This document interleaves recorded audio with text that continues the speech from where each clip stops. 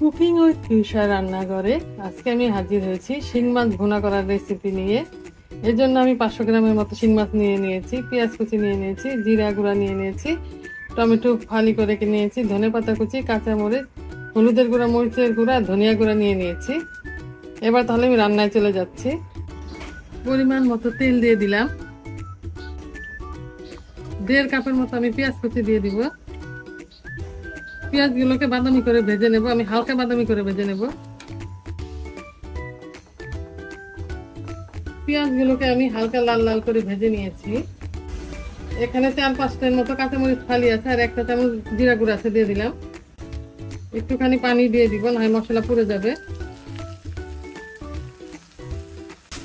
স্বাদ মতো লবণ দিয়ে দিলাম।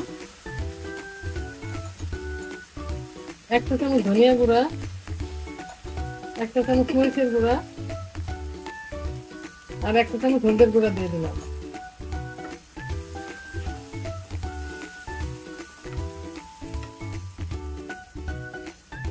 এখানে 2টার মতো টমেটো ফালি করে নিয়েছি, এটাও দিয়ে দিলাম।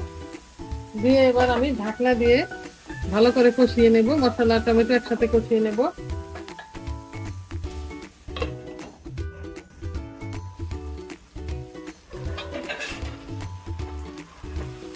মশলা আমি 2 মিনিটের মতো কষিয়ে নিয়েছি।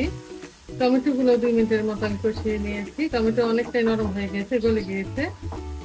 এবার আমি এখানে 500 গ্রামের মতো শিং মাছ কেটে দিয়ে নিয়েছি। মাছগুলোকে 1 মিনিটের মতো কষিয়ে নেব।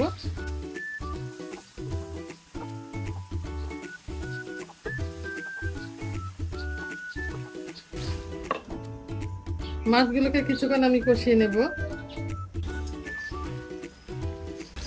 মাছগুলোকে আমি কিছুক্ষণ কষিয়ে নিয়েছি।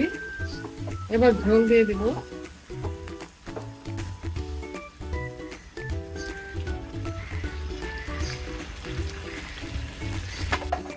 এই রান্নাটা খুব সহজেই হয়ে যায়।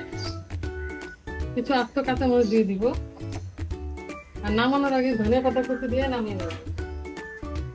এবার কিছুক্ষণ আমি ঢাকনা দিয়ে রান্না করব, মাছটা সেদ্ধ হওয়া পর্যন্ত।